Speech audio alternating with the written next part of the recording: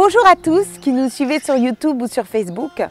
Me revoilà aujourd'hui pour vous parler de qualités qui me semblent importantes quand on veut faire de l'entrepreneuriat, mais je pense qu'ils sont valables aussi quoi qu'on fasse dans la vie. Et il me semble que ce sont des qualités qu'on a besoin de cultiver ici au Sénégal. Alors, je vais d'abord vous parler de choses que j'ai eu à constater, puisque ça fait quand même un certain nombre d'années que je ne dirais pas par coquetterie que je suis sur le marché du travail. C'est que je ne sais pas pourquoi, on pense que pour avoir l'air sûr de soi et pour avoir l'air d'être dans la réussite, eh bien, il faut être cette personne qui sait tout, qui est, je vais dire, dans cette image de soi qui est de « on sait déjà tout ». Ah, tu sais où est ce dossier? Oui. Ah ben tu sais comment? Oui, oui, oui, je sais. Attends, je vais t'expliquer. Non, mais je sais. Ah bon. Donc, c'est très étrange. Je pense que ça vient du système éducatif, de l'école. De cette école où en fait il convient d'avoir 20 sur 20. Okay, où les sanctions qui suivent une période d'apprentissage, c'est des sanctions où on aura les premiers et les derniers, où on aura les bons, les mauvais, et que donc il faut être celui qui a su répondre ce qu'il fallait. C'est-à-dire, on pose une question, il n'y a qu'une seule réponse, c'est la bonne, on a les points, c'est bon. Et donc c'est ça les bons. Les bons, c'est ceux qui répondent aux questions, qui ont les bonnes réponses. Bon, malheureusement, dans la vie professionnelle, c'est pas comme ça. Dans 90% des cas, les situations qui se présentent à vous, ce sont des situations complètement nouvelles.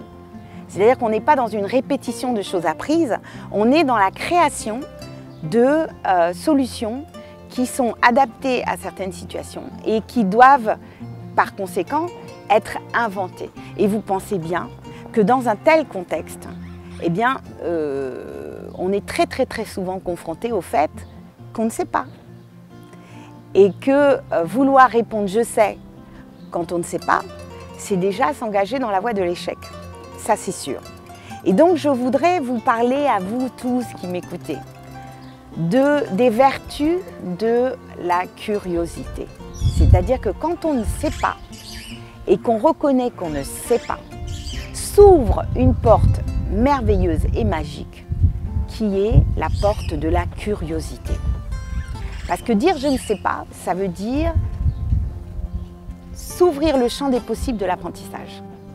Quand on ne sait pas, on va pouvoir poser des questions, on va pouvoir apprendre, on va pouvoir découvrir, on va pouvoir élargir son champ de compétences. Ce qui est absolument impossible quand on dit qu'on sait. Quand on dit qu'on sait, on est foutu. On n'a plus qu'à courir dans son bureau et essayer de trouver nerveusement des solutions sans avoir l'opportunité de pouvoir ouvrir le débat et utiliser 15 ou 20 cerveaux au lieu du sien propre.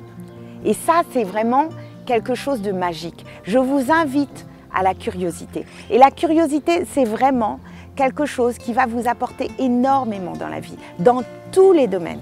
Parce que être curieux, c'est se demander comment ça marche. C'est se dire, mais tiens, je fais ça depuis 10 jours ou 20 jours ou 2 années, mais pourquoi je fais ça? Pourquoi on fait ça d'ailleurs? Pourquoi on fait ça? Est-ce qu'il y a une raison? Est-ce qu'il y a une explication? Poser la question autour de soi, recevoir des avis, compiler, se faire une nouvelle idée, changer de vérité. Tout ça, c'est possible quand on est curieux. Quand on est curieux et qu'on accepte de se dire, bah, finalement, je ne sais pas. Et ça, vraiment, c'est quelque chose qui, pour moi, en tout cas dans l'entrepreneuriat, prend des allures de sacerdoce.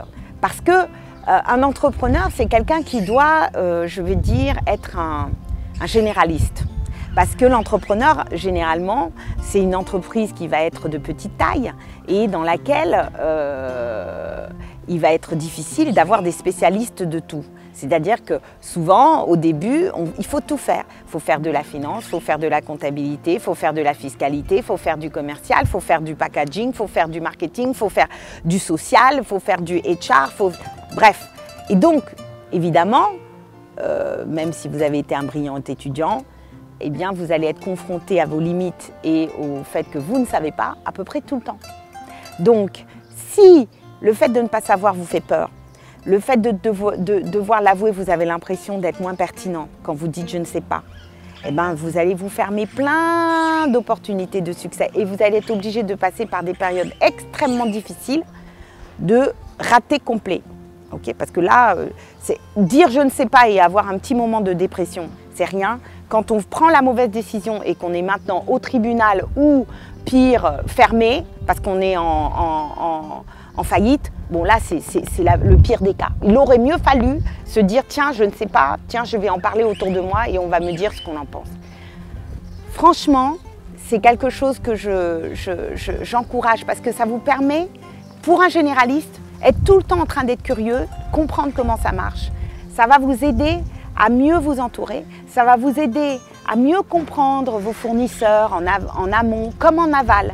Je veux dire, savoir les contraintes de la chaîne de valeur dans laquelle on est. Ne pas s'intéresser uniquement à ce que l'on fait soi.